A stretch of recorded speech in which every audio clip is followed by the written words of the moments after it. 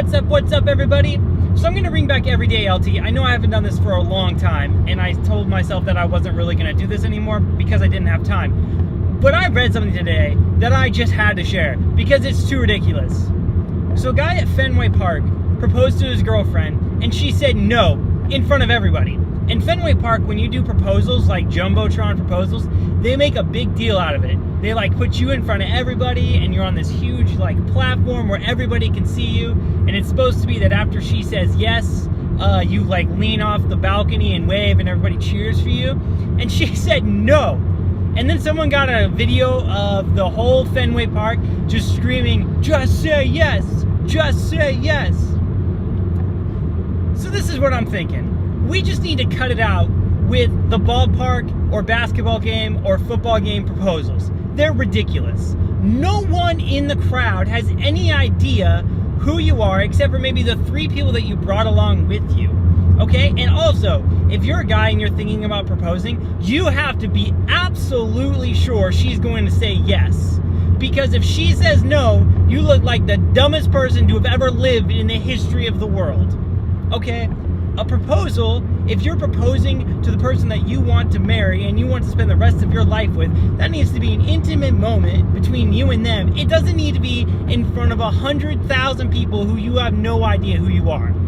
Now, if you're a big sports fan, you might be saying to yourself, yeah, well, this sports team's my family. They're my blood. I come to every single game. This is a big moment for me. I want to hear. No one cares. No one at that ballpark knows who you are. Cut it out. No one wants to go, and no one wants to see a failed proposal. And to be honest, no one really cares about a successful proposal anyway. Most of the time, people are on their phone, and then everybody starts kind of clapping. You're like, oh, what happened? Oh, I'll clap. Oh, someone get engaged? Oh, that's nice. No one cares. That made me start thinking, what are some other things that just absolutely need to be banned from sporting events? So I compiled a list. The wave.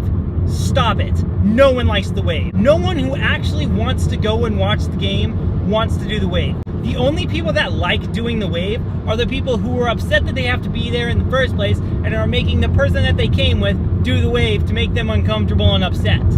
Also, adults bringing gloves to baseball games. Listen, I know you really are really hoping that 9 guys on the team get injured and the coach or the manager of the baseball team looks out in the stands and makes eye contact with you, and you got a jersey on and you got your glove, and he says, bring him, put him in right field. It's never gonna happen, okay? If you're not manly enough to catch a ball with your bare hand, you don't deserve to catch the ball in the first place. Let the 13 or 12-year-old, gonna bring that up in just a second. Let the 12-year-old kid catch the ball with his glove. You gotta catch it in your cup, or you gotta catch it in your nacho plate, or you gotta catch it with your bare hand. If you're an adult, you should not be bringing a glove to a game. Speaking of that, what constitutes as an adult?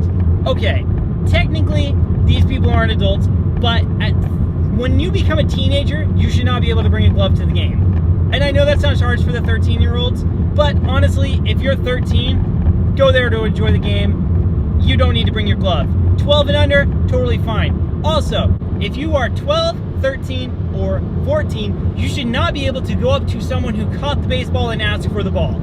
That cutoff is 11, okay? So from 0 to 11, you can bring your glove and you can go up to a stranger who caught the ball and ask for the ball because you're a kid, and that's fine. At 12, you are no longer, in my opinion, allowed to go up to ask people for the ball, but you can bring a glove. At 13, you're a man, you can't bring a glove anymore.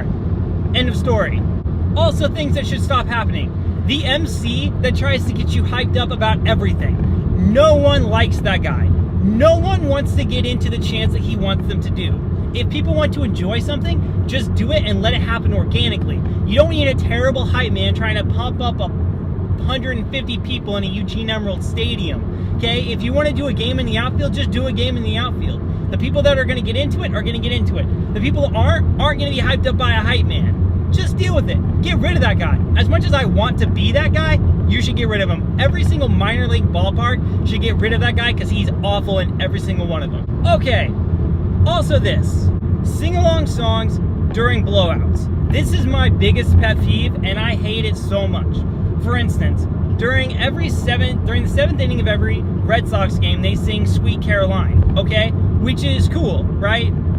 Song, everybody likes to sing, everybody sings along, great, whatever. But if you're down by more than like 6 runs, if you're down by more than like 5 runs, no, you should not be singing. You should not be having a good time if you're down by that many runs. You should be upset that your team is not winning. Okay, same thing goes for basketball games. If you're down by 20 and with the last break in the 4th quarter or the last break at halftime if it's a college game, you should not be doing a sing-along song to get everybody happy. No one's happy. You're down by 20 points. What are you doing? With that being said, though, things that I think should be instituted in more places. Standing room only sections that have good seating. For instance, if you go to a Timbers game, section 107, which is right behind one of the goals. Okay, things that I think that should be instituted in every arena everywhere. Standing room sections, where they stand the whole time. For instance, if you go to a Major League Soccer game, specifically a Timbers game, which I just recently went to, if you sit in section 107, which is right behind the goal, everybody stands the entire time and sings, and it is awesome. It provides awesome atmosphere. Way more places should do that. They should do discount tickets in the worst section, in the worst seating part, where like right behind the goal or something, and they should make you stand the whole time. And you should stand, and you should sing, and you should provide a great sports atmosphere. That is your job if you're there. I think that is awesome, and I think way more places should do it. Also, little kids playing the sport that you're watching. I recently saw a halftime show where they had the guys who jump off trampolines and dunk it, and the guys were like 40 years old, and everybody hated it. It was so dumb.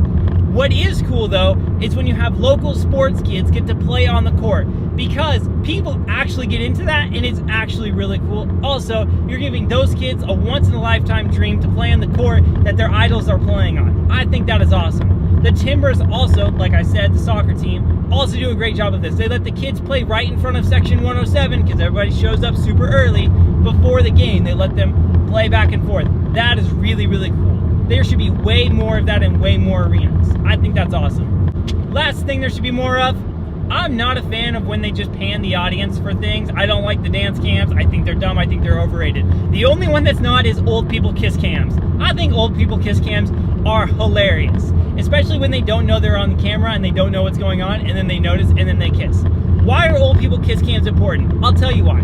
Because for our generation that gets divorced when things just get a little bit tough, we need to see old people that still love each other. So even if you think it's gross, deal with it. It's important. You need to see old people that show affection towards each other.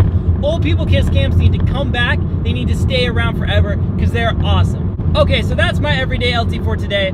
Let me know what you think needs to change at the ballpark or at your favorite sports arena in the comments below. Thanks for watching. I don't know if I'm going to do another one of these for a while, but I had to get off that off my chest.